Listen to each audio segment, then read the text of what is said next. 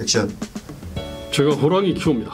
제가 그 마스코트입니다. 한국 정치판에는 이게 비전도 없고 소명도 잃어버린 토끼, 무슨 여우, 너구리, 개 뭐 이런 류의 어떤 정치인들이 이제 넘치는데 소명과 비전을 갖다가 제대로 갖춘 정치인으로 이제 이렇게 이제 서울시장에 이제 출마를 갖다가 이제 하면서 그러다 보니까 옆에 사람들이 제 이름이 대우고 목소리도 크고 덩치도 크고 하다 보니까 기상도 역발상 기계세 아닙니까?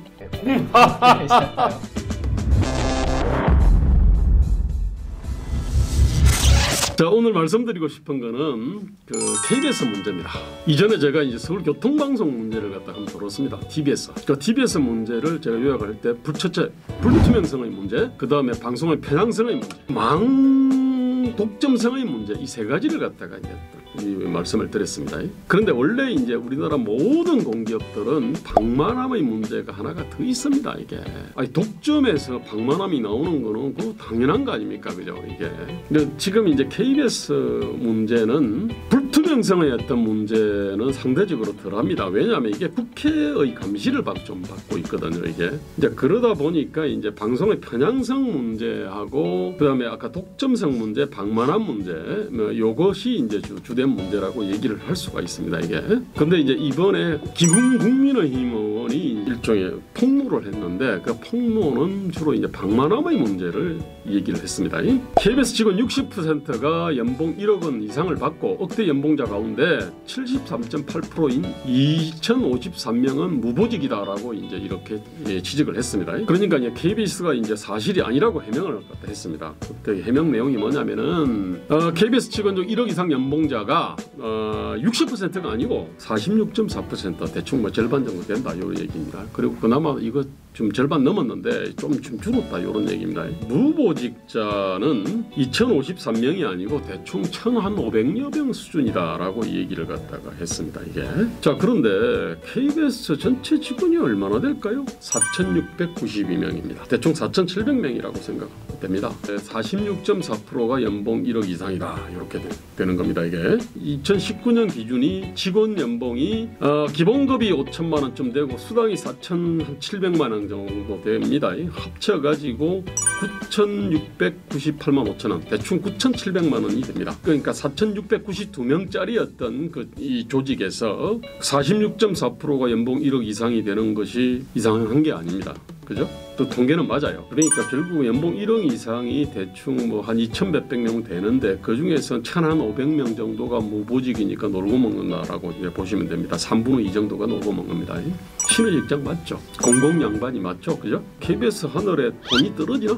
아니면 땅에서 돈이 솟아나는지 2019년 기준 해가지고는 적절한 건 아닙니다. 이제 2020년에는 아마 이것보다 더 악화된 모양입니다. 그래서 이제 수신료를 2,500원은 걷는 거를 갖다가 대폭 올려서 한 4,000원 수준으로 걷겠다는 게 지금 저쪽에 어떤 이 업무 계획이고 대략적으로 지금 수신료를 갖다가 대폭 인상하는 거로 대충 합의가 된 모양입니다. 일단은요 민간기업 같은 경우는 있을 수 없는 일이지 않습니까? 그죠? 3분의 2 이상이 놀고 먹습니다. 그래도 흑자가 안 합니다.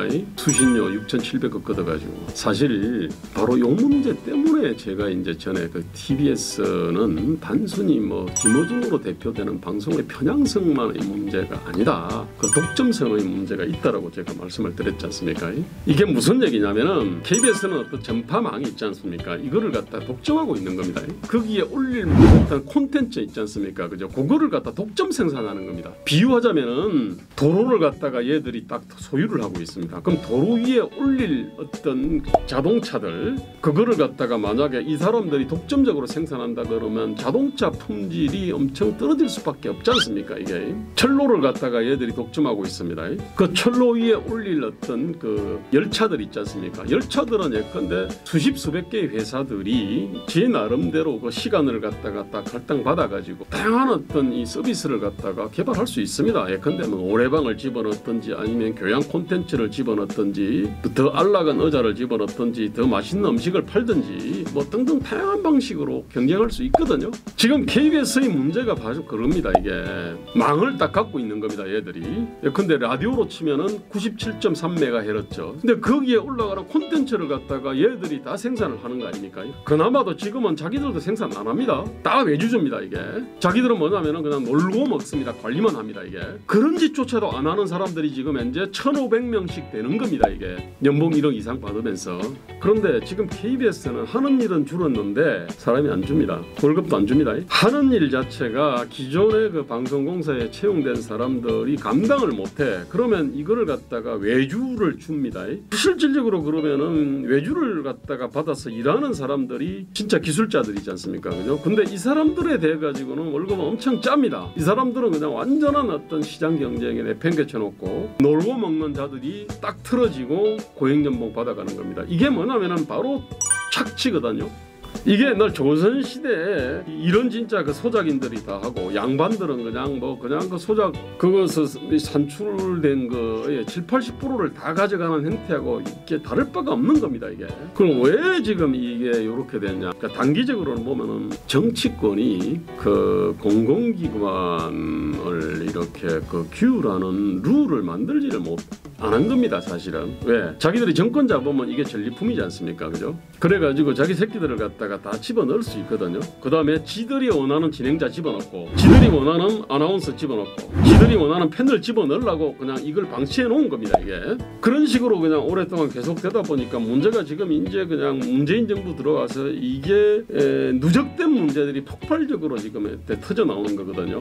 KBS 문제나 TBS 문제나 기본과 원칙은 같습니다. 일단은요 투명하게 공개를 해야 됩니다. 공개를 하니까 지금 사람들이 지금 들고 일어난 거 아닙니까? 이거 편향성 문제 있지 않습니까? 편향성 문제는 예컨대 민주건달 대신 자유건달로 바꾸는 게 이게 해결하는 게 아닙니다. 원래부터 뭐냐면 방송통신위원회를 만드는 게 공공성, 전문성, 중립성 이거를 지키기 위해 가지고 그렇게 만든 거거든요. 그래서 공공성, 전문성, 중립성의 원칙 하에서 그렇게 운영되도록 해야 되는 겁니다. 이게 지금은 노조는 과거에서는 뭐 예컨대 전두환 노태우 정권의 어떤 그 방송 소리를 듣던 시절에서는 그때 뭐 노동조합이 약간의 긍정적 역할을 했는데 지금은 노동조합이야말로 만학의 권원이라 그래도 사실은 과언이 아닙니다. 노동조합이 일종의 지금 KBS는 노형 방송처럼 돼 있습니다. 공공기관에서의 노조 활동은 저거는 엄격하게 일반 민간기업하고 다릅니다. 일반 민간기업에서 시장에서 규율이 되지 않습니까? 이게 아무리 센 노동조합도 기업이 망하면은 그러면은 없어지잖아요. 그걸 알거든요. 그러니까 합리적으로 행동하는데 지금 KBS는 또 노동조합은 그게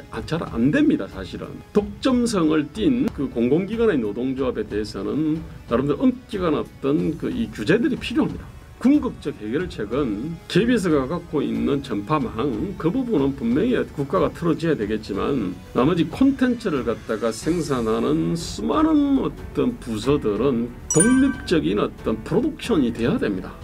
수십 수백 개. 그리고 나서 그 사람들이 어떤 치열하게 경쟁을 해야 되죠. 물론 지금 다른 어떤 독립 프로덕션들이 있지 않습니까? 이 사람들이 외주 받아가지고 하는 KBS 직원의 중간 착취를 갖다 배제하고 직접 이 콘텐츠 어떤 이 시장에 뛰어들어야 되는 겁니다. 어쩌면 지금 제 영상을 편집하는 우리 지금 30대 직원들도 어떤 독립적인 프로덕션을 만들어가지고 이 KBS 어떤 망에다가 올릴 콘텐츠를 갖다가 공모를 할 때 나 뛰어들 수 있다고 봅니다. 아마 지금 수많은 유튜브 제작자들 그 사람들도 제가 볼 때는 충분히 그 콘텐츠 공급자가 될 수 있다고 생각합니다. 자 그러면서 이제 우리 그 경쟁이 치열해지고 그러면서 이제 이렇게 그 아주 콘텐츠의 질도 올라가고 그 다음에 소비자들의 만족도도 올라가고 뭐 그럴 거라고 그렇게 생각합니다.